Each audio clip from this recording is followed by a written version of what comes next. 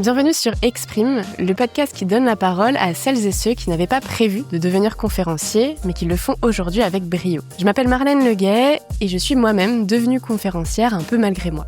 Aujourd'hui, avec plus de 100 conférences à mon actif, j'ai choisi de transmettre à celles et ceux qui veulent se lancer toutes les clés que j'aurais aimé avoir avant de débuter. Dans le podcast Exprime, nous parlerons de conférences, évidemment, mais nous parlerons aussi de ce qui nous pousse à oser nous lancer, ce qui nous pousse à avoir envie de créer cette première conférence. On parlera aussi concrètement de comment est-ce qu'on peut faire pour créer une conférence qui a vraiment de l'impact et comment faire pour pouvoir vivre de cette activité de conférencier professionnel. Bon visionnage et bonne écoute.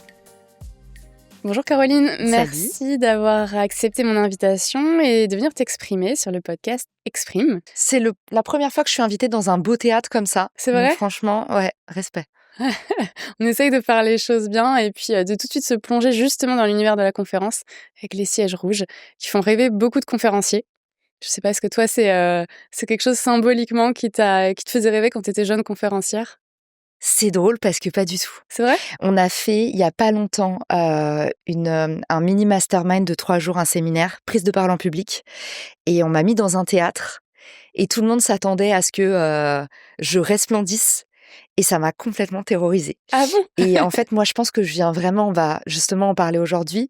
Moi, je viens d'un univers business. Je pense que c'est aussi ma carapace, le business.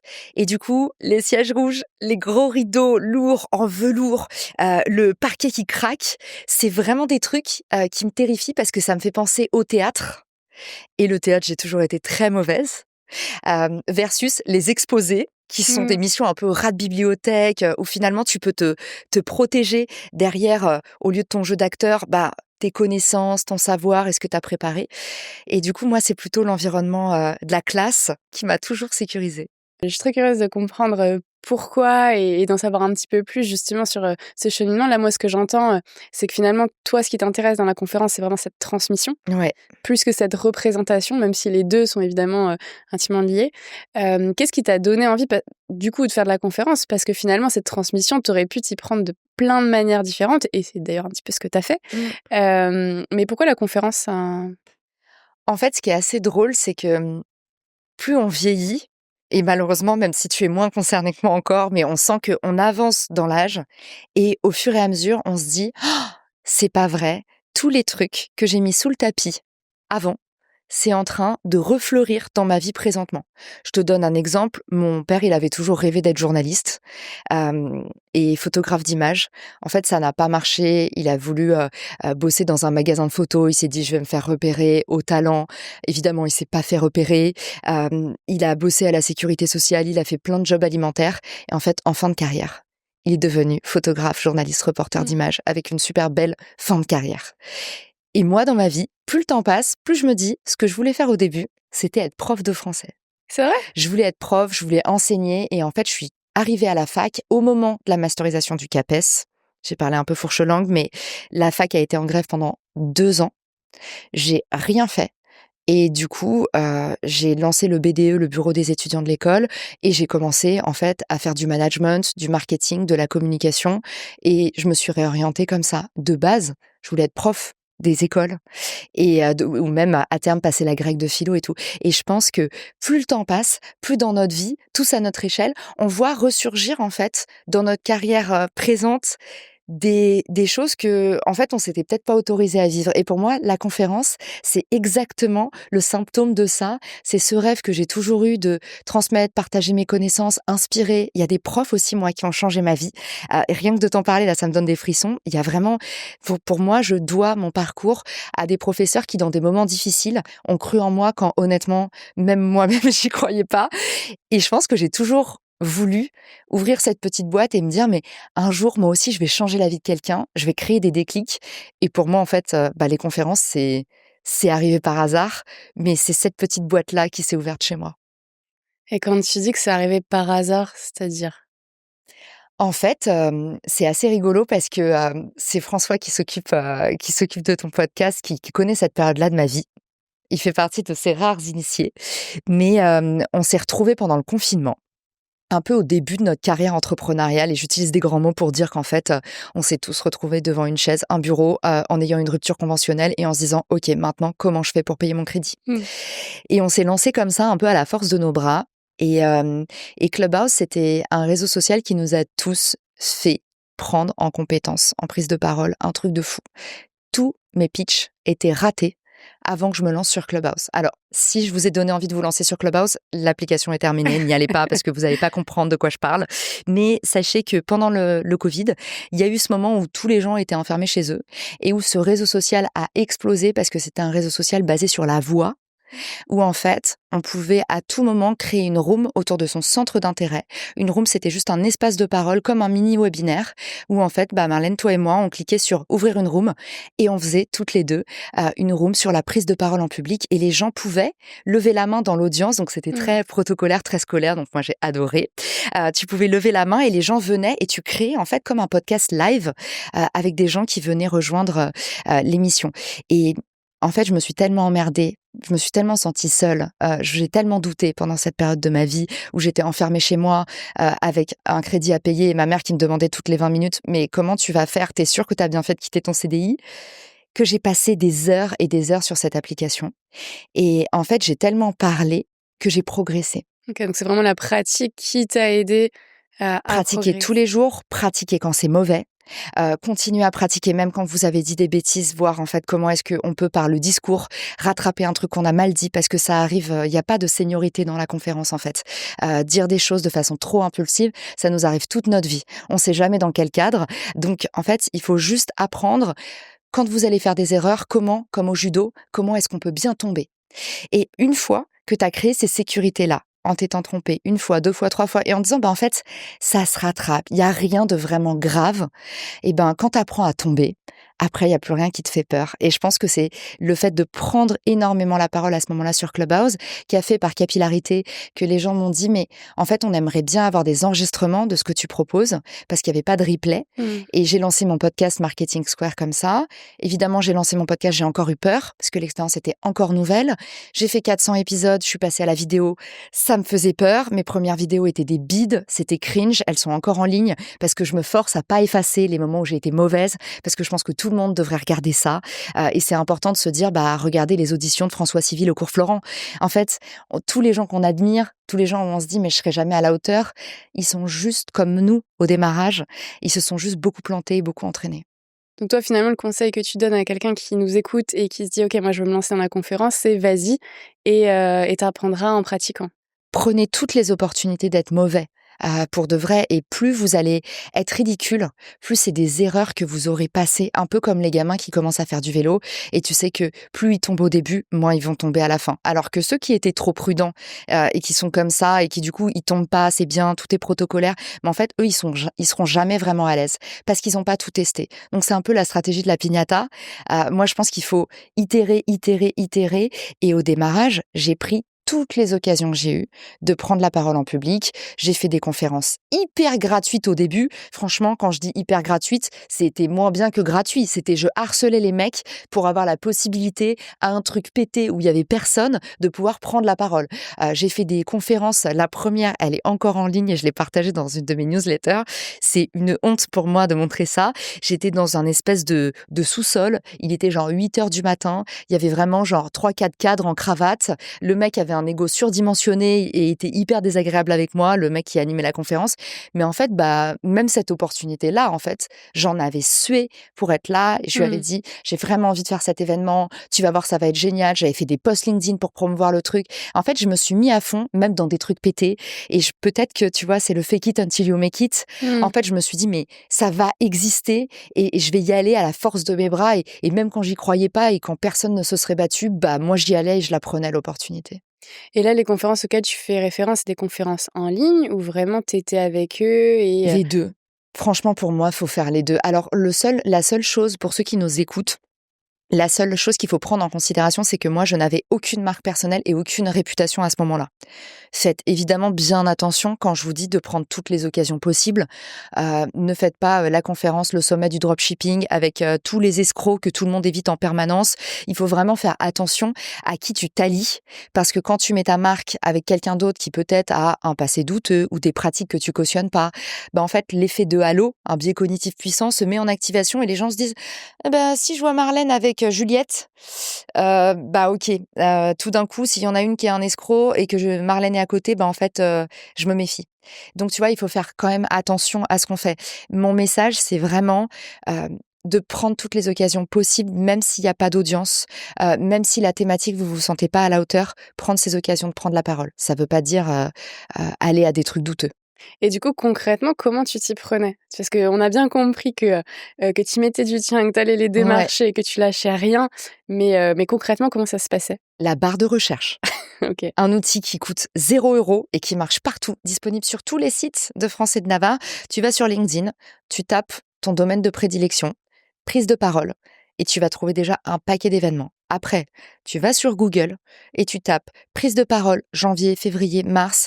Après, tu vas sur ChatGPT ou sur Claude et tu tapes, ou sur Perplexity, et tu tapes prise de parole, événements. Et en fait, tu vas sur tous les sites, tu vas sur les boîtes de contacts, tu vas sur les pages Facebook. Tu vas partout où tu penses que peut-être les autres, ils auront pas la foi d'aller. Et toi, tu fais ce extra mile. Il y a une définition de l'entrepreneuriat que j'adore qui dit, en fait, si vous voulez devenir entrepreneur rapidement, ne cherchez pas la grande idée, faites ce que personne ne veut faire. Peut-être que c'est pareil pour les conférenciers. Et j'ai une question qui m'est venue en tête là en t'écoutant aussi vis-à-vis des sujets et des thématiques de conférences. Parce que, exemple très simple, qu'on a vu émerger l'année dernière, le gros sujet, c'était l'IA. Et Ouais. donc, tu as vu naître, mais des dizaines, pour ne pas dire des centaines de conférenciers sur l'IA, plus ou moins rigoureux, plus ou moins quali. Et aujourd'hui, tu vois, 1 an après, sur la centaine de conférenciers, je suis pas sûre qu'il y en ait beaucoup qui vivent de cette activité et de ce produit-là. Toi, c'est quoi ton conseil? Est-ce que c'est de dire, OK, tu as une thématique, c'est en lien avec ton business, donc oui, tu prends des opportunités, mais uniquement en lien avec cette thématique, ou justement d'ouvrir et d'aller peut-être s'essayer, se challenger sur d'autres projets et d'autres sujets un peu périphériques, aussi pour se faire la main quelque part? C'est un peu contre-intuitif. Je pense très profondément que pour être un bon entrepreneur, il faut se nicher. Mais comment tu fais pour te nicher si t'as pas essayé? Donc moi, je suis 100% pour le fait de te planter potentiellement, te taper la honte, être dans un costume où tu te sens vraiment pas à ton aise. Et je vais te donner un exemple concret. On me demandait énormément de faire des animations ces 3 dernières années. Qu'est-ce que tu entends par animation exactement? Des animations, c'est par exemple, je sais plus comment ça s'appelle ce terme, mais tu sais, comme être maître de cérémonie, Ah oui, d'accord. tu vois? Il y a un autre terme qui est vraiment très évident, que j'ai plus en tête, mais donc on m'a demandé d'animer une conférence. C'était une conférence magnifique au Théâtre de la Madeleine et en fait, j'étais speakerine un peu, tu vois? Moi, mon format, celui que j'adore, c'est l'exposé. Souviens-toi que moi, ma zone de confort, c'est la salle de classe, pas trop de gens pour me regarder, des slides, un PowerPoint, je suis refaite. Le TED, déjà pour moi, ça a été une expérience difficile parce que tu vois, j'ai pas mon support. Moi, je viens du monde corporate et c'est mon bouclier. Là, je me retrouve dans la situation où je présente les autres et où je fais des passations. C'est présentatrice, le terme que je cherche. Je ne suis pas du tout une bonne présentatrice. Mais comment je le sais? Parce que j'ai accepté cet événement et que je me dis, OK, est-ce que tout le monde me demande de faire des présentations d'événements, d'être maîtresse de cérémonie? Pourquoi pas? Et en fait, j'en ai fait une. Je me suis trouvée très mauvaise. Heureusement, personne ne l'a remarqué parce que j'avais tellement bossé que j'ai sauvé les meubles. Mais j'ai pas aimé parce que ça m'a mis dans une posture où je pouvais pas transmettre et pas partager. Et en fait, je faisais que introduire des gens. Je trouve que j'ai rien dit de vraiment intéressant. J'ai survolé les sujets parce que mon job, c'était pas d'aller en profondeur. Donc, si j'avais pas fait ça, comment j'aurais su que c'était pas mon truc? Donc, peut-être que l'IA, c'est pas votre domaine de prédilection, mais peut-être en fait que vous allez accepter ce truc-là et que vous allez avoir une standing ovation, qu'à la fin, il y a 3 personnes qui vont venir vous voir en vous disant: «Bah, tu sais, moi, en fait, tu as vraiment piqué quelque chose chez moi». Et souvent, les entrepreneurs s'entêtent dans leur projet, pensent avoir choisi leur niche et ils n'ont pas demandé l'avis de leur public ou de leurs clients. Du coup, moi, j'aime bien dire aux gens: «OK, tu fais du bien-être et de l'Ayurveda, t'es passionné par l'IA, bah ouais, peut-être qu'il faut que tu fasses cette formation et peut-être en fait va y avoir une reconversion. Parce que si t'arrives pas à bien gagner ta vie, par exemple, si t'arrives pas à avoir naturellement de l'attraction dans le sujet que t'as choisi, bah ça vaut le coup de regarder ailleurs, même si c'est pas confort.» Ah, c'est intéressant ce que tu dis. Moi, naturellement, tu vois, j'ai pas forcément le même positionnement. Quand j'accompagne des conférenciers, tu vois, on est plutôt sur, partir de leur business, de leur Mhm. expertise et de voir comment est-ce qu'on peut créer justement une conférence qui, va aussi, leur permettre de mettre en lumière cette expertise, évidemment d'être dans la transmission. Mais je trouve ça assez intéressant et ce que je retiens aussi de ce que tu as dit, c'est, le côté testé. Mm. Ça, c'est super important, de pratiquer, de s'entraîner et puis d'aller se confronter au public Ouais. pour bien comprendre aussi ce qui va faire sens et ce qui va vraiment Mm. produire ce sentiment de valeur ajoutée. Mais l'idée de la légitimité, elle est vraiment importante parce qu'elle ressort tout le temps. Et toutes les deux, on a un podcast et toutes les deux, on a eu des nanas qu'on a invitées qui ont dit: «Ah non, je m'en sens pas capable» ou «C'est pas trop mon truc» ou pire, j'ai eu plein de fois le: «Je préfère que ce soit notre CEO» et comme par hasard, c'est un mec qui prenne la parole. En fait, on a toujours ce sentiment de pas trop être à la hauteur, que c'est pas le bon moment, qu'on n'est pas encore au niveau et c'est pour ça que je me dis genre, si j'avais attendu moi d'être légitime ou de me dire: «J'ai vraiment un truc à apporter», toute ta vie tu penses que t'as rien à apporter et quand j'étais tout bébé et que je venais de me lancer, on m'a invité à un webinaire qui s'appelait «Les géants de la tech». J'avais un logiciel qui me rapportait 2 000 balles par mois à peine. C'était ma première boîte, ça tenait vraiment avec 3 bouts de bois et de l'huile de coude. On m'invite à un truc «Les géants de la tech». Évidemment que j'avais rien à foutre là. Mais en fait, moi, quand on me proposait des trucs et que je me disais: «Ouh, c'est moyen mon truc, machin», mais je me disais: «Mais j'y vais quand même». En fait, c'est eux qui m'ont invité, c'est leur responsabilité. Si je leur fous la honte, c'est pas grave, ils me réinviteront plus. Mais moi, en fait, j'aurais gagné parce que j'aurais compris ma limite. Mmh. Et ce que tu disais aussi vis-à-vis des, là, tu prenais l'exemple des femmes qui font podcasteuses. Mmh. Moi, ce qui m'a frappée, c'est quand j'ai lancé ma première promo, donc à destination des personnes qui veulent se former pour créer une Ouais. conférence, j'ai eu énormément de femmes qui m'ont sollicitée en me disant: «J'ai trop envie de faire ma conférence, j'ai envie justement d'être plus visible, j'ai envie de travailler ma marque personnelle». Mmh. OK, génial et puis, on lance les inscriptions. Qui s'est inscrit? Uniquement des hommes. Donc en fait, on a dû mettre des filtres en disant: «Bah non, on veut aussi avoir des femmes» parce que, on s'est rendu compte que dans le process décisionnel, c'était un petit peu plus long, chez Mmh. elles parce que, peut-être que ça venait, toucher des cordes un peu plus Mmh. sensibles, mais qu'il y avait effectivement ce sujet de la légitimité à travailler et de se dire: «Bah allez, j'y vais, on construira en chemin, on Mmh. va avancer, on va tester, mais on ose, quoi». Ouais. Et on va le dire aussi, parce que je pense que c'est hyper important pour tes auditeurs et auditrices. Ce que vous voyez pas, c'est que être une femme nous aide tellement. Nous, on a des quotas, mais les places que j'ai eues, je te donne un exemple tout bête. Les géants de la tech. Pourquoi j'ai été invitée? J'étais la seule nana visible de la tech. Alors peut-être Julie Chaton de Yuka avait pas Mmh. répondu à ce moment-là, elle était pas devant l'ordi, mais en fait je me suis dit bah go, j'y vais. En fait, de plus en plus, on a des passe-droits énormes juste parce qu'on est des femmes. Alors soit on se dit oh là là, ouin ouin, il y a pas de femmes, j'ai pas de rôle modèle, soit on se dit bah en fait je vais devenir celui des autres. Et go, en fait je m'en sens pas capable, mais je suis le quota, donc à minima, bah je vais avoir un truc à apporter, c'est un avis féminin. Dites-vous ça, mais on a des opportunités incroyables en tant que femme et je le vois tout le temps. Parce que nous, on vient toujours nous voir en disant on cherche des speakeuses. Parce que t'inquiète pas que les rangs de speakers, ils sont bien fournis. Mais par contre, pour trouver des modèles féminins, et je te donne l'exemple que j'ai tout le temps, c'est l'IA. Je reçois des appels de BFM, Figaro, des conférences, des sommets, des événements qui me disent on veut des femmes sur l'IA. Et je leur propose toujours les 3 pauvres profils que j'ai. Parce que des mecs qui prennent la parole sur l'IA, il y en a un paquet. Des nanas, moi j'en connais 3. Donc c'est pour vous dire à quel point il y a des opportunités incommensurables à venir contacter Marlène, surtout si vous êtes une femme, parce que c'est vraiment, il y a un quota et je le sens tout le temps. Mmh. Et puis tu parlais aussi de la notion de rôle modèle, ça c'est Ouais. hyper important. Moi, tu vois, à un moment, tu as eu ce rôle pour moi, notamment sur la conférence parce que quand moi, je me suis lancée un peu par hasard, tu vois? C'est, on est venu me chercher sur le sujet et puis, j'en ai fait une, j'en ai fait 2, j'en ai fait 100 et ça fonctionne, toujours très bien. Néanmoins, il y avait quelque chose que enfin, un sujet avec lequel j'avais beaucoup de mal, c'était parler de moi. à parler de mon parcours. Donc en fait, j'en parlais pas du tout. Donc j'étais très centrée valeur ajoutée, expertise, etc. Et les gens venaient me voir après en me disant mais en fait t'es qui? Pourquoi t'as fait ça? Ça vient d'où? Et je voyais bien qu'il y avait des questions. Et j'osais pas. Et en fait, en juin 2024, du coup, je suis invitée à la conférence lors de la sortie de ton livre. Ouais. T'avais gagné une place? Ouais, j'avais été Ouais. invitée et du coup, voilà, j'avais pu assister à cette conférence. Parce Et qu'elle était privée, il faut le oui, dire. elle était C'est pour privée. ça que je pose la Ouais. question, c'est qu'elle était particulière. Ouais, elle était particulière.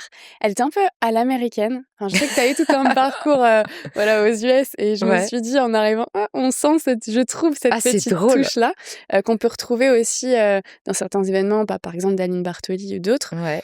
Mais déjà, tu nous as accueillis en faisant la bise. Moi, je me dis, Ouais. j'étais peut-être dans les 30e et je me suis dit, waouh, on doit être À ne pas faire 150. pendant le Covid. Ouais. Oui.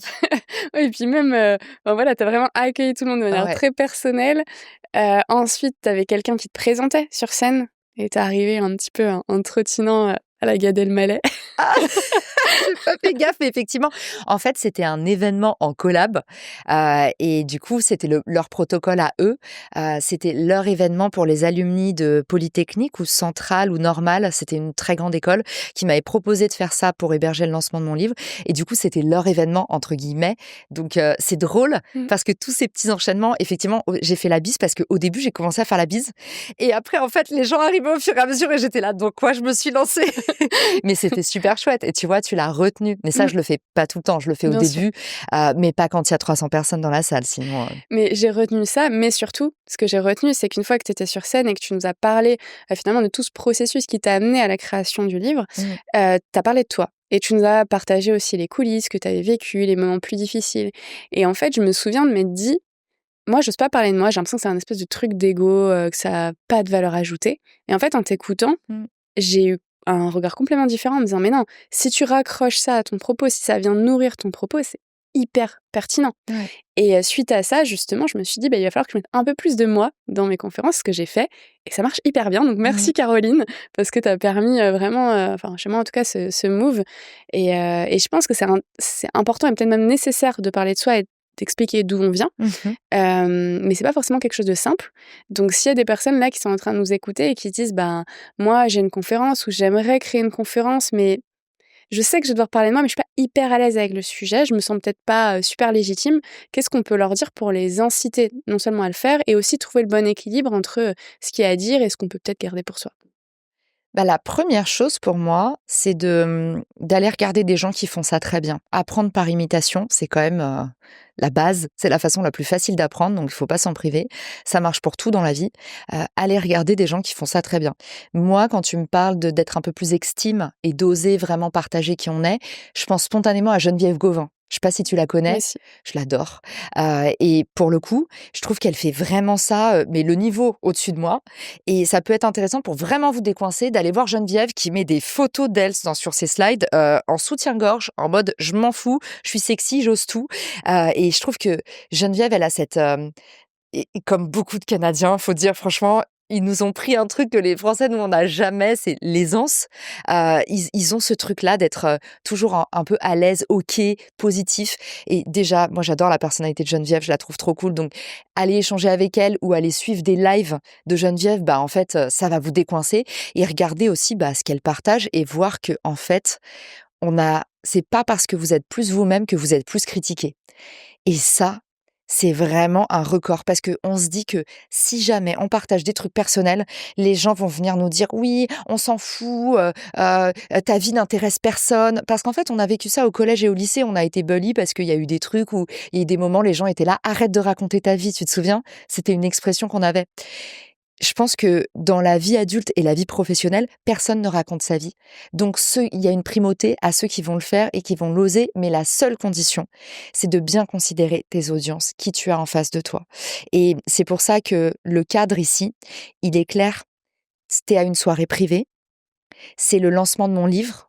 Il y a toutes mes meilleures amies au premier rang, qui voient pour la première fois une conférence de moi où je mets des photos d'elles, les moments où elles ont marqué ma vie, où pendant 8 ans aux États-Unis, elles sont venues me voir les étés, elles m'ont portée dans les moments qui étaient difficiles, elles m'ont vu lancer leur site quand elles se sont lancées et qu'elles sont devenues entrepreneurs, parce que c'est ce que je raconte, qu'en fait j'ai toujours été, je vous spoil un peu parce que vous la verrez jamais, cette conférence était privée, mais et justement très personnelle et je l'ai jamais rediffusée. Si tu veux, ce que je racontais, pour ceux qui rejoignent le podcast, c'est toute la première partie de ma vie, j'ai été derrière la caméra et j'ai mis les autres en avant. Et c'était mon job de faire ça. Et j'ai toujours trouvé que quand on était derrière la caméra, on avait vraiment le pouvoir. Je le pense encore un petit peu aujourd'hui, mais peut-être on y reviendra. Et du coup, toutes mes amies étaient entrepreneurs et moi, je faisais tout leur marketing.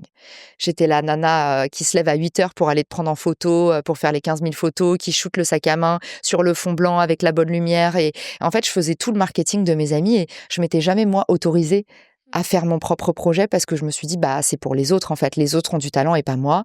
Mais moi, ma zone d'utilité, c'est de mettre en avant le talent des autres. Tu vois à quel point ce truc-là ressurgit encore aujourd'hui. Et du coup, je me suis dit à ce moment-là, les gens qui sont dans cette salle, c'est que des gens qui me suivent depuis le début, qui sont là via Instagram parce qu'ils ont gagné des places, qui sont mes amis, ma famille ou les gens vraiment hardcore dès le début qui étaient inscrits pour les préouvertures du livre, tout ça. Donc, je voulais les remercier. Et la première chose que j'ai envie de vous dire pour ceux qui nous écoutent, qui se disent est-ce que je dois être personnel ou pas, à quel point est-ce que les gens s'attendent à ce que vous le soyez? Moi, ma meilleure amie, quand elle vient me voir, elle veut pas écouter du marketing. Elle veut comprendre comment ce qu'elle a fait, elle, a eu un impact sur moi. Si vous êtes devant une audience à Vivatech, vous n'allez pas pouvoir leur servir un show hyper aspirationnel comme si on vous invitait, par exemple, à un événement Be a Boss ou à l'événement d'Aline Bartoli, The Bee Boost, où là, les nanas, vous savez qu'elles viennent pour se faire un réseau, pour se décoincer. Et ça, je trouve que c'est ce que font mal les conférenciers. Se poser d'abord la question des autres. Et du coup, ça veut dire que toi, dès que tu fais une conférence, dès que tu as une prise de parole, donc tu te focuses d'abord sur les autres et la personne à qui tu vas délivrer ton message. Ouais. Mais donc, ça veut dire qu'à chaque fois, tu proposes un contenu qui est personnalisé. Tout le temps. Je ne fais pas de conférence catalogue et ça, c'est très particulier. Et je pense que du coup, à cause de ça, j'ai des tarifs plus élevés. Mais moi, ça me va parce que tu connais la charge de travail que c'est de préparer une conférence. Aujourd'hui, moi, ce que j'ai pas envie de devenir, c'est quelqu'un qui récite la même chose tout le temps. Parce que quand je fais une conférence, j'y mets tout mon cœur et je pense que c'est pour ça que les gens, à chaque fois, ils ont l'effet waouh. C'est pas parce que je suis plus intelligente, c'est pas parce que mes slides sont mieux faites. D'ailleurs, j'ai toujours des fautes sur mes slides et des trucs qui sont pas parfaits et je ne sais pas aligner des slides depuis ma naissance. Mais en fait, ils viennent parce que la vibe, je suis 100% là. Je suis dans le moment présent. J'ai pris une journée avant et ça, Aline, justement, dont tu parlais, mon amie, elle le sait. Quand je fais une conférence, je prends une journée avant. Je fais pas la conférence entre 2 trucs dans ma journée. La journée d'avant, je suis à fond, je prépare ma tenue, je regarde le code couleur de l'événement. Tu vois, là, j'ai fait une conférence CEPAC. OK, bah c'est quoi leur couleur? C'est rouge et blanc. Je vais faire un petit cadeau, je vais faire un jeu, je vais faire un quiz. Comment je vais les faire participer? Là, on prépare un mastermind où pendant 2 jours, je les emmène et ils refont leur profil. Donc on leur refait pendant 2 jours, hop, on leur fait leur séance photo, à la fin, ils sortent des 2 jours et ils ont un rebranding, relooking en ligne. Mais en fait, tu vois, hier, j'étais en train d'aller regarder, de fouiller tout LinkedIn. J'ai bossé genre 4 ou 5 heures dans ma soirée pour aller chercher les profils LinkedIn les plus éclatés au sol parce que je sais que la bonne façon d'apprendre aux gens, c'est de leur créer des émotions. Et j'ai pas envie de leur dire que je suis pas formatrice, en fait. Je suis pas là pour leur dire, voilà comment faire un bon profil. Ça m'intéresse pas. Moi, je veux qu'ils s'éclatent, que la salle rigole, que les gens, ils créent du lien entre eux. Et du coup, on arrive sur les pires profils, le Hall of Shame. Et en fait, ils vont trouver tout ce qui va pas sur les profils des autres. C'est la meilleure façon d'apprendre. Ils vont pointer chez les autres. Regarde, nous, on est conférencières. On va regarder des TED, on va se dire ah là ça le fait pas, ah là en fait cette vulnérabilité là, bah elle est vendeuse. Et tu vois, je me pose toujours la question, la personne que j'ai en face de moi, c'est quoi le meilleur moyen pour qu'elle ait l'information sans avoir souffert? C'est-à-dire c'est long, on sait déjà ce qu'elle va dire, on a compris où elle veut en venir, ou alors c'est chiant. Et du coup, tu parlais au début de ce côté prof de français et de ce Ouais. rêve que tu avais. Donc là, aujourd'hui, tu es sur scène, tu nous as parlé de Vivatech, tu nous as parlé de très beaux événements lors desquels tu prends la parole, de cette préparation aussi très intense qui peut s'inscrire dans ce côté, prof, je veux cadrer les Ouais. choses, je veux faire en sorte que ce soit bien et ultra quali. Et en même temps, comme tu disais, faire vivre des émotions. Ça a été quoi, toi, ton ton parcours et ton évolution en tant que conférencière, entre ce moment où tu t'es dit: «Bah, on est sur Clubhouse, je prends la parole, allez, Mmh. je teste, j'expérimente, je m'améliore, ensuite je me donne les moyens d'aller tester» et aujourd'hui, je suis sur des gros événements. Je pense qu'à la fois ta posture et tes conférences ont évolué. Est-ce que tu peux Mmh. nous en parler un petit peu? Je vais vous donner, ouais, les différentes phases, et aussi je vais vous donner le prix de ma première conférence parce que je trouve ça trop important de donner un référentiel et quand on se lance, on sait jamais à combien mettre notre produit. Alors je vous dis pas qu'il faut faire pareil que les autres, mais moi ça m'aurait beaucoup aidé que quelqu'un de l'industrie se mette à parler. Ma première conférence, elle arrive via un contact Clubhouse et souvent c'est aussi un truc qu'on vous dit, c'est cultiver votre réseau et en France, quand on dit: «Cultive ton réseau», les gens comprennent, traîne avec des gens influents, découvre des gens importants. En fait, le meilleur réseau, c'est toujours celui que vous ne soupçonnez pas. Sur Clubhouse, j'avais une room humanitaire. J'appelle ça une room humanitaire, 100% bénévole, une room où tout le monde m'avait dit: «Caro, tu veux pas faire du business au lieu de faire ton énième truc où tu t'éparpilles?» Et en fait, j'aidais les candidats dans leur recherche d'emploi en travaillant leur employabilité. Parce que j'avais des compétences justement en personal brand, parce que j'avais aidé des dirigeants à se positionner depuis des années. Bah en fait, pour moi, un petit loup qui a 19 ans et qui fait un CV, enfin, tu vois, c'est hyper facile de leur donner des conseils qui vont leur changer leur vie et faire en sorte que, bah, la prochaine fois, ils se prennent pas un mur quand ils postulent quelque part. Donc, en fait, j'avais cette émission qui était un peu humanitaire pour les étudiants. Donc, une fois par semaine, on prenait 2 ou 3 heures et en fait, ils partageaient leur CV et on leur donnait tous nos conseils d'employabilité. En fait, c'est du personal branding, mais pour les étudiants. Et j'ai rencontré un mec à cet atelier qui s'appelait Édouard Briet, qui était un petit génie. Vraiment, je me suis dit: «Mais toi, je me fais aucun souci. Peut-être là, tu galères à trouver ton stage, mais tu vas être une star, mon gars». Vraiment, genre, tu sens, enfin moi, en tout cas, je sens les gens qui vont décoller, même si eux-mêmes ne le savent pas. Et il se trouve que, bah, 1 an plus tard, il arrive en stage au labo à Orléans et il m'écrit un message et il me dit: «Caro, je voulais te remercier parce que tu t'en souviens peut-être pas» et je m'en souvenais. Mais tu m'as aidé à trouver un job avec cette émission sur Clubhouse où en fait, bah, j'étais 1 sur 1 million. Mais en fait, je suis passée, tu m'as donné des super conseils, j'ai décroché un stage. Je suis sûre que c'est un peu grâce à toi. Et aujourd'hui, je suis chargée de trouver des conférenciers. J'ai toujours aimé tes émissions. Est-ce que tu veux pas venir faire une conférence à Orléans? Un Alors réseau que je n'ai pas cultivé avec dessein, tu vois, en me disant: mmh. «Ah, je vais me placer», tout ça. Le pur plaisir de donner et en fait, la passion, ça se transmet. Tu as toujours envie de bosser avec des gens qui sont passionnés. En fait, si vous êtes passionné par votre sujet, vous allez forcément vous faire repérer. Ne soyez pas en mode: «Oui, il faut que je bâtisse un business, la bonne offre, le truc». Si vous êtes passionné, tout le monde va vous vouloir, c'est tout. C'est comme, là, dans le sud-ouest, tu vois, un charpentier, bah, celui, en fait, qui est là en train de te donner vraiment des conseils, qui passe boire le café. Tu reçois son devis, tu regardes même pas le prix. C'est avec lui que tu veux bosser parce que il y a un truc, tu sens que il va jamais te laisser tomber. C'est un passionné. C'est pareil pour les conférenciers. Donc à ce moment-là, il m'offre ma première opportunité et je me dis: «Mais comment je vais pricer?» Je suis encore chez mes parents à ce moment-là. On est encore dans l'époque Clubhouse. Je pense que ça fait même OK. pas 1 an, en fait, que j'ai fait cette room, peut-être 6 ou 8 mois. Et du coup, je suis encore chez mes parents. Je viens de rentrer en France. Je me lance, j'ai ma rupture co. Et ma mère me dit: «Mais bah, tu vas la faire gratuit et tout». Je lui dis: «Ah non, maman, enfin, je peux pas faire le truc gratuit. Quand on me le demande, je vais créer l'offre». Tu vois? Si toi, tu proposes, bien sûr que tu fais gratuitement. Si on vient te voir, tu donnes un prix. Après, l'idée, c'est de co-créer. C'est la première fois. Donc voilà. Là, ce que j'ai fait, c'est que je me suis dit: «OK, ça va me prendre à peu près une journée. Faut que j'aille». Je vous dis comment j'ai conceptualisé. Ça va me prendre une journée d'aller à Orléans parce que c'est aller-retour. Tu passes la journée là-bas, tu discutes avec les gens. Il y a aussi une journée, entre guillemets, où je vais préparer la conférence. Donc je me suis dit 2 jours. J'ai pricé la conférence à 600 € pour 2 jours de travail. Je me suis complètement sous-pricée. Mais en fait, je me suis dit: «Bah, pour moi, en tout cas, ce que les gens voient, c'est 600 € de l'heure. Quand tu vends à un client, 100 € de l'heure. Donc, c'est important de bien donner le temps de préparation, tout ça. Parce que ma mère, elle m'a dit: «Quoi, 600 € de l'heure? Mais t'as perdu la boule, mais tu crois que t'es qui? Ça y est, t'es devenu Jean-Claude Van Damme, tu te la pètes». En fait, non. 2 jours de travail, 600 € de l'heure, c'est sous-pricé. Mais derrière, je me suis dit, c'est une super opportunité, je vais networker. Ma première conférence, on va me prendre en photo, ça va faire des stories et ça va faire venir les autres.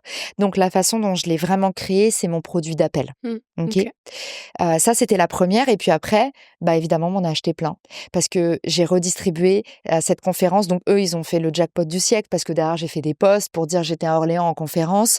Et en fait, c'est comme les sponsors dans l'influence. Si tu veux avoir des conférences, montre que tu fais des conférences. Tu veux des collabs, montre que tu fais des collabs. Et au fur et à mesure, en fait, j'ai augmenté mes prix jusqu'à avoir un agent. Et là, évidemment, c'est le luxe. Quand tu as un agent, lui, il va te prendre entre 10 et 30%, selon... T'es d'accord avec ces prix Mmh. ou pas?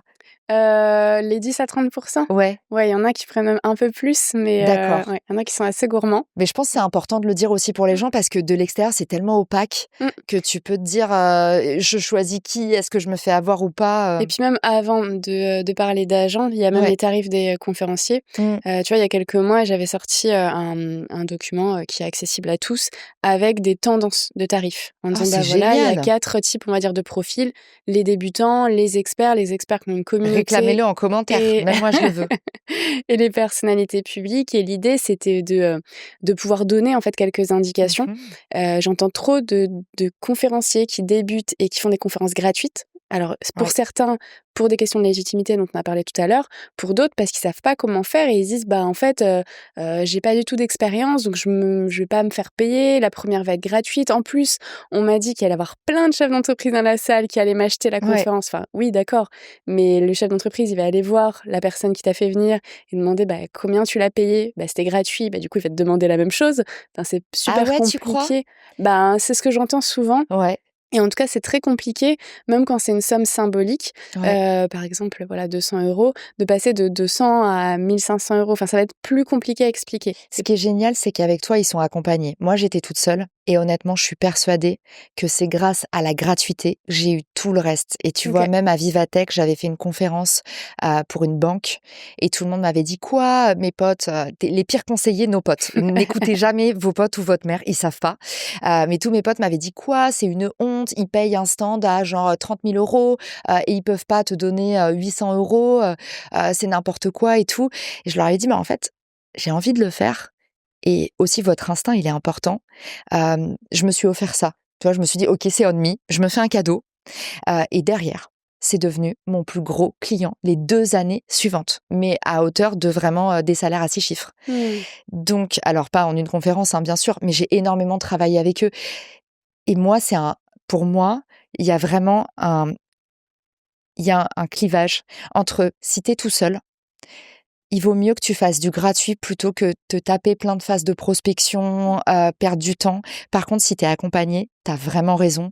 Quand tu es agent, c'est hyper important, même de façon symbolique, de dire en fait non, c'est pas gratuit parce que il y a un process, il y a des gens qui bossent derrière, c'est tout un travail de préparation et toi tu peux l'ancrer ce truc-là parce que t'es pas seul. Mmh. Tu vois? Parce que ton talent, il est pas seul. Et puis je pense que la tarification, enfin en tout cas moi c'est mon regard, c'est extrêmement important d'en avoir une, d'en proposer une, ou Ouais. si tu le fais gratuitement, de bien expliquer que c'est exceptionnel, Mmh. parce qu'on sous-estime parfois le temps de préparation derrière. Ouais. Tu vois ce que te disait ta maman en disant attends, 600 € pour De 1 l'heure. heure. Ouais. Mais je pense que toi, tu as les mêmes réflexions aujourd'hui Mmh. encore. Il y a beaucoup de gens en fait qui associent Ouais, plusieurs ils voient pas le temps de milliers trajet, d'euros qu'on parfois peut tu es à faire. l'hôtel, tu bloques Exactement. 2 jours, la fatigue. Mmh. Tu crois que le lendemain, tu te réveilles, wake up like this et tout. C'est vraiment, c'est chronophage. Mmh. Mais autre chose, quand on dit c'est gratuit exceptionnellement, ce qui est vraiment bien, c'est de demander quelque chose en échange. Et effectivement, c'est hyper différent de dire: «Ah je vous prends rien, c'est cadeau». Tout le monde se fiche de vos cadeaux dans le business. Ça, en fait, être gentil, c'est pas un métier. Soyez-le avec vos proches, soyez-le avec les gens, mais dans le business, en fait, c'est pas quelque chose qui va vous aider de faire des cadeaux. Ils s'en fichent, les gens. C'est des employés. Donc, en fait, eux, si c'est gratuit, c'est vos prix. Par contre, c'est important de dire: là, je veux bien le faire de façon gracieuse, exceptionnellement. Vous dites des termes comme gracieux ou bénévole, comme ça, les gens, ils comprennent, parce qu'ils vont avoir tendance à abuser, hein. Parfois, moi, on me dit: «Oui, ce serait vraiment génial pour toi». La visibilité que ça va t'apporter, Bah non, en fait, ça m'apporte pas de visibilité ton événement. Et par contre, toi, tu vas vendre des tickets payants en utilisant mon nom. Donc voilà, faut savoir, c'est pas un milieu de chèvres. Les gens savent très bien pourquoi ils sont là. Il faut se protéger des abuseurs parce que vous allez en avoir plein. Et je vois dans ton regard que ça t'est arrivé aussi, Mmh. justement, ce fameux en échange de visibilité. Bah non, c'est mon métier en fait. Tu dis pas quand tu vas à la boulangerie, je te paye pas la baguette de pain parce que je vais te mettre en avant à la table. Il y a un CEO et peut-être demain il va venir t'acheter une baguette. Enfin, aucun artisan ne travaille comme ça. Mais dire aux gens, je suis prête à venir gracieusement parce que c'est la première, mais j'aimerais que derrière, on déclenche peut-être un rendez-vous ou pour l'année suivante, on retravaille ensemble. Ou alors vous dites, en fait, je suis prête à venir gracieusement, mais j'aimerais que vous me dédommagiez mes frais de transport. Je suis prête à venir gracieusement, mais j'aimerais vraiment pouvoir parler de mon livre. Pour ceux qui ont un livre dans tes clients, ça peut être intéressant aussi. C'est un deal qu'on a souvent fait. Soit on fait baisser les prix, mais du coup, ils achètent des livres, ce qui vous permet, vous, de faire votre publicité. Soit ils vous autorisent à parler de votre offre, tout ça. Et du coup, vous vous dites, bah, OK. Et moi, je négocie toujours comme ça, mais ne négociez jamais gratuit en échange de rien. Ça, c'est un bon hack aussi, je pense. Je suis convaincue. Tu nous as parlé donc de tes conférences, de là où tu es partie, au Mmh. niveau tarif également. Aujourd'hui, tu en es où? Alors pour les gens qui te connaissent pas, qui t'ont Ouais. peut-être jamais vue en conférence, ça ressemble à quoi une conférence de Caroline Mignot? Si tu veux nous le dire aussi, ça coûte combien? Ou voilà, Ouais. qu'on ait une petite idée. Alors, pour moi, il y a plein de types de conférences différentes. Je vais vous donner un peu les grands secteurs. Et comme je vous ai dit, à vous de trouver un peu vos zones de génie. Moi, voilà, par exemple, animation de table ronde, je ne fais pas ça. J'aime pas être animatrice, j'aime pas être présentatrice. Il y a des tarifs qui sont graduels. Je vous donne un exemple. Moi, je commence avec des tables rondes. Quand un événement veut m'inviter à une table ronde, je ne suis pas toute seule, je n'ai pas besoin de préparer. Donc déjà, la charge mentale, elle est vraiment moindre. Par contre, il y a quand même des choses à pricer. Par exemple, l'événement, il va communiquer sur votre image. Par exemple, il va envoyer, là, je te donne un exemple, je fais un événement Conto. Conto m'invite sur une table ronde. Euh, Ils envoient j'allais dire une flottée, mais ils envoient, je sais pas, à peu près 130 000 emails. Sur ces 130 000 emails, il y a marqué votre nom partout. Ça, quand vous avez une marque personnelle, au début, c'est bien, vous allez vous dire j'ai de la visibilité. Quand vous avez une marque personnelle, les intérêts s'inversent. Quand vous voulez vous faire connaître, avant d'avoir votre marque personnelle, vous devez aller chercher le plus possible de visibilité. Donc ces occasions d'être visible sont des opportunités. Une fois que vous avez une marque personnelle, les occasions d'être visible sont des pièges. Il faut que vous cultiviez une rareté parce que sinon les gens vont se dire: «Oh, on la voit déjà partout. Ah, oui, elle est devenue banale». En fait, vous allez devenir comme une vieille ex. Elle est tout le temps là, elle est rassurante, mais finalement, on sait exactement tout ce qu'elle va nous dire. Donc il faut cultiver votre rareté quand vous avez une marque personnelle établie. Donc si vous avez un certain niveau d'audience, il va falloir monétiser votre présence, c'est hyper important. Donc tu vois, moi, sur la partie, entrepreneur, c'est vraiment la jauge que je mets, c'est, pas d'échange de visibilité quand tu as déjà de l'audience. Là, on arrive sur la rareté. Tu sélectionnes drastiquement tes événements. Tu ne tombes pas dans l'appât du gain. Si Total Énergie demain, te propose un partenariat, même à 100 000 balles la journée, on n'y va pas. Parce que derrière, en fait, tu abîmes ta brand. Et il y a rien de pire que d'abîmer sa brand sur le long terme pour prendre un petit cachet rapide, qui va te démolir dans la mémoire de tout le monde. Un peu comme ces stars, tu vois un Benjamin Castaldi qui va faire une pub pour Cofidis, c'est fini. Derrière, il a perdu quoi? Des très beaux cachets, des belles émissions, parce qu'en fait, il a, pour moi, anéanti sa brand. Donc c'est une fausse campagne que j'ai prise pour pas donner de Mmh. nom. Donc Mmh. c'est un exemple fictif. Mais ne faites pas ça avec vous-même. Donc on va dire que moi, ça commence sur le format table ronde. Format table ronde, c'est plus moi qui vends mes formats aujourd'hui. Donc je sais qui regarde pour faire le pricing, mon audience. Est-ce que la personne veut que je fasse de la communication ou pas?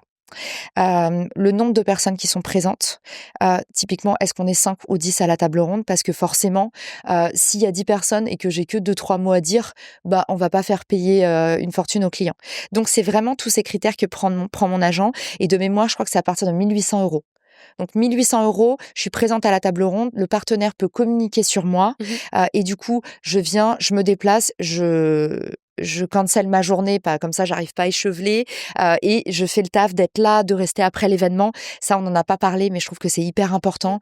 Les conférenciers qui partent direct après avoir fini leur truc, sauf si vous avez pas le choix, bien sûr, on vous en voudra pas, mais je trouve, moi, en tout cas, c'est pas une image que j'ai envie de donner, et même pour le client, c'est pas terrible. Et puis il y a souvent beaucoup de questions. Hein, les gens ont Oui. envie d'interagir avec toi et Mmh. ça te permet là aussi de recueillir énormément de feedback, de savoir comment faire évoluer aussi Ouais. ta conférence, de savoir ce qui a plu, ce qui a moins plu. Et puis tu vois bien si tu as réussi à toucher les gens, à avoir un véritable impact. Mmh. C'est lors de tous ces moments un peu plus Ouais. informels. Donc je pense que c'est hyper important aussi. Donc il faut, voilà, faut pas être timé, et pour pas être timé, c'est important que vous disiez au partenaire: «Bah, en fait, moi, voilà comment j'estime mon temps», et comme je vous ai dit, c'est pour ça que je vous ai fait le breakdown tout à l'heure. En fait, ayez vous aussi votre petite liste de, bah, qu'est-ce que je mets là-dedans? OK, est-ce que c'est votre journée de préparation? Est-ce que derrière, bah, vous bloquez encore une demi-journée parce qu'en fait, un événement, c'est très fatigant? Et du coup, une fois que vous avez ça, vous êtes hyper à l'aise pour vous vendre et vous rougissez plus de votre tarif. Donc après, il y a un format qui est un peu, milieu pour moi, c'est le format interview. Donc typiquement l'interview, à 2 à un événement, bah, là, c'est ah oui, il y a autre chose aussi que regardent les agents, c'est le nombre de personnes présentes à l'événement. Typiquement, si je vais pour former 150 collaborateurs à la CEPAC, c'est pas comme un événement où, il y a, que 20 personnes qui sont présentes, et c'est par exemple une association pour les femmes entrepreneurs. Donc, tu vois, c'est le métier de mon agent de prendre tous ces critères et de proposer la bonne mixture. Mais en tout cas, on a un prix psychologique de départ, et ça, c'est important pour vraiment faire en sorte de pas vous perdre dans vos négociations. Dans tous les cas, vous êtes à partir d'eux, et c'est votre prix psychologique qui bloque votre temps. Derrière, il y a le format A2. Donc le format A2, bah, vous êtes, vous, en train de répondre à des questions, mais vous avez pas de préparation. Donc moi, sur ce format-là, je facture pas le temps de préparation qui, pour moi, est le plus chronophage. C'est du coup le 3e format, et le 3e format, on va dire, je pense que je te dis des bêtises, mais pour ceux qui nous écoutent, le 1er format, c'est à partir de 1 800 €. Le 2e format, on est entre 3 et 5, et le 3e format, pour moi, vous êtes donc keynote speaker, et ça, c'est mon format préféré. C'est un format où, en fait, vous allez beaucoup grandir en faisant ça. Vous avez 1 heure face à quelqu'un sur une thématique, et du coup, moi, c'est celui que je préfère, et plus le temps passe, moins on vend les 2 autres formats, parce que je préfère faire des vrais coups d'éclat que plein de petites interventions où même parfois nous on se dit bah ah bah je suis là, mais en fait j'ai pas l'impression d'avoir créé des déclics. Si vous, votre trigger c'est ça, en fait restez proche de votre zone de génie. Moi ce que j'adore c'est mon exposé, et sentir que pour les gens il y a un avant-après, comme toi, ce que tu as eu où tu t'es dit ah bah je peux m'autoriser à être ça. Et la conférence, la keynote, je pense qu'elle est entre 8 et 10 K. Et en fait cette conférence là elle est faite sur mesure. C'est une conférence où du coup pour tous les gens qui sont présents, ça a été fait spécialement pour eux. Je te donne un exemple, on a, des CEO dans la tech. Donc je vais faire un truc sur l'IA.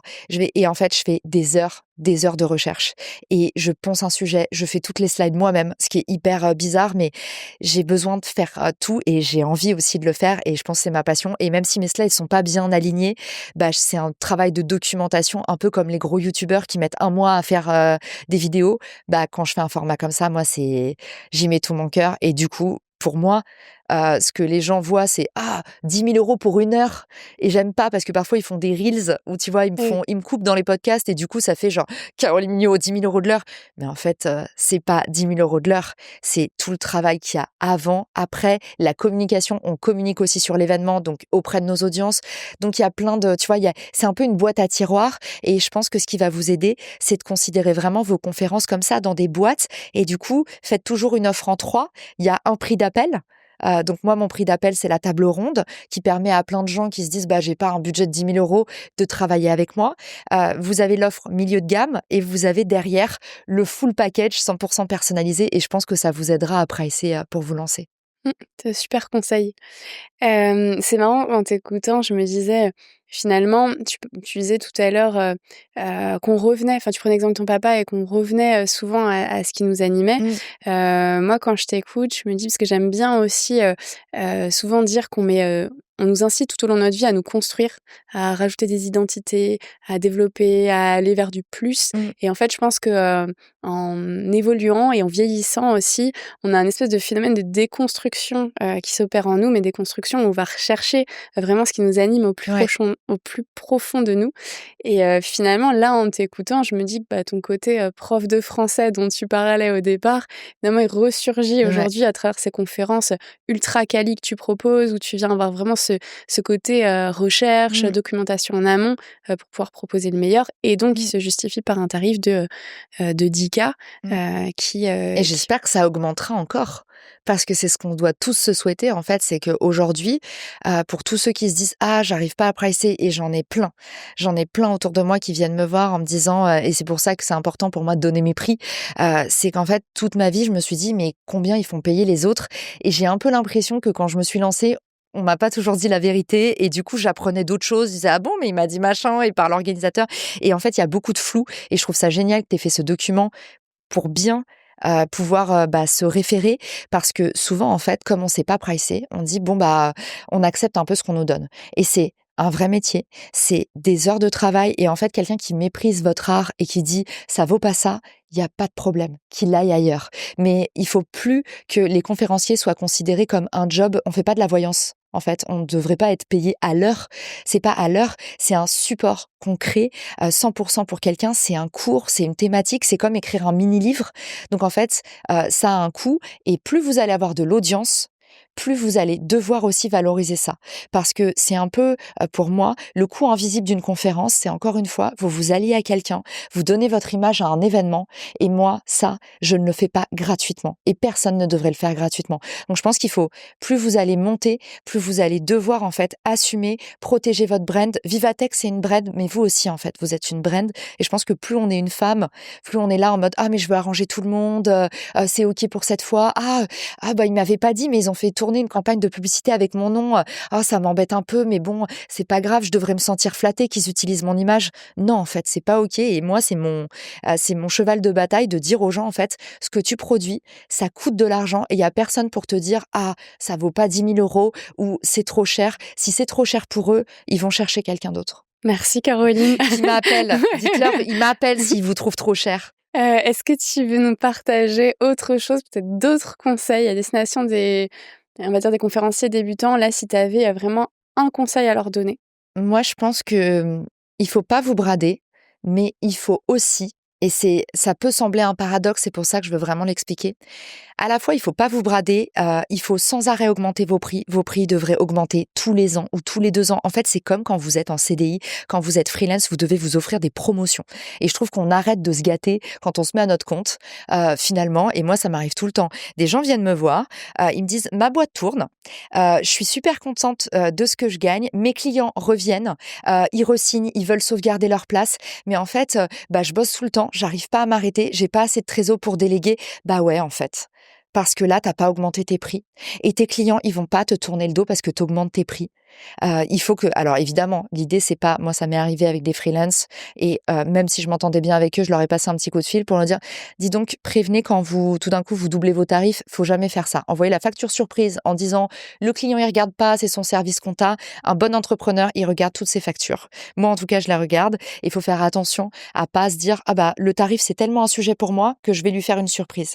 Donc on n'augmente pas ses prix sans prévenir le client, mais par contre, ça vaut le coup d'appeler et de dire, Hello Magali, cette année, pour pouvoir me développer, je vais facturer plus sur ce type de service. Est-ce que tu veux quand même qu'on continue à travailler ensemble et vous, au pire, vous proposer une alternative? Par exemple, ce que je peux te proposer, c'est que on peut rester au même prix, mais je vais te mettre un junior que je suis en train de former. Et en fait, ça vous permet de faire grossir votre business sans vous brader. Donc, pour moi, ça, c'est important. C'est le moment où vous n'osez pas augmenter vos prix parce que vous vous dites, ça a toujours marché comme ça. Vous vous mettez un piège. C'est pas comme ça qu'on fait grandir une entreprise et c'est pas comme ça qu'on se permet d'avoir plus de trésorerie, de pouvoir monter en gamme, faire des meilleurs investissements. Donc, faites augmenter vos tarifs et offrez-vous des promotions. C'est la première chose que je voulais dire. La deuxième chose, c'est que paradoxalement, il faut aussi jamais arrêter de faire des cadeaux, s'il y a des choses qui vous font vraiment plaisir, s'il y a des trucs que vous avez viscéralement, vous sentez que vous devez les faire et ça ne rapporte pas d'argent, faites-le. Moi, tous les jeudis à 13h, je fais un live où je réponds à toutes les questions des gens et je fais du consulting privé en public. Et en fait, je vais faire des audits, je vais répondre. Et en fait, souvent, on me dit, mais Caro, t'as une communauté privée, pourquoi tu le fais pas payer? Parce que ça me fait triper en fait et qu'on n'est pas né pour tout monétiser et je pense que il faut faire aussi très attention. C'est vrai que votre passion, c'est un business. Donc, il faut vous donner l'opportunité de vous développer et d'avoir de la sérénité. Mais à côté de ça, il faut pas perdre votre passion de vue. C'est-à-dire que s'il y a un truc qui vous fait vraiment kiffer, même si ça ne rapporte pas d'argent, il faut continuer à le faire. Et je suis sûre, je vois dans tes yeux que ça te parle. Et je pense qu'il faut aussi le dire aux gens. Faut pas devenir genre un gros débile de tu veux ça, c'est 2000 €. Vous allez aussi vous perdre si vous considérez que tout est de l'argent. Donc, il faut trouver cette balance. Merci beaucoup pour tout ce que tu nous as Avec dit, plaisir. pour ton authenticité, pour la transparence aussi sur tes tarifs. Tu l'évoquais tout à l'heure, mais il y a peu de conférenciers qui osent dire combien est-ce qu'ils facturent leurs conférences. Et on va ouvrir ça, parce Oui. que moins de gens osent le faire, plus on se dit « Ah, c'est tabou, faut pas que ce soit moi qui l'ai dit. » Moi, je m'en fous, je suis mon propre patron, donc il y a personne qui viendra m'engueuler. Merci Avec encore plaisir. d'être venu partager ton expérience de conférencière sur Exprime. Pour celles et ceux qui nous écoutent et qui nous regardent, j'espère que cet épisode vous a inspiré, vous a peut-être donné envie de créer votre conférence ou en tout cas vous a donné envie de vous exprimer et de dire qui vous êtes, ce qui vous passionne et ce que vous avez envie de faire dans la vie. Caroline, merci encore d'être venue. Merci à toi de faire un superbe format comme ça. Je pense que tous ceux qui nous regardent se disent « Waouh, j'ai jamais vu ça. » C'est magnifique et on sait tout l'effort et tout le travail que ça prend. Donc, j'espère que vous allez liker, vous abonner très fort et aller encourager toutes les nouvelles vidéos. Et puis surtout, on répondra à toutes vos questions en commentaire si vous en avez. Donc, c'est le moment de nous demander tous les trucs que vous avez jamais osé demander à personne. N'hésitez pas à nous mettre 5 étoiles sur toutes les plateformes. Ça va nous donner beaucoup de force, beaucoup de courage pour continuer cette belle aventure. Merci encore et rendez-vous le mois prochain pour un nouvel épisode avec un nouvel invité. À bientôt. À bientôt. Merci beaucoup de nous avoir écoutés, de nous avoir regardés. J'espère que cet épisode vous a plu. Si c'est le cas, n'hésitez pas à nous suivre sur votre plateforme favorite et à suivre le podcast sur notre page Instagram. Rendez-vous le mois prochain pour un nouvel épisode.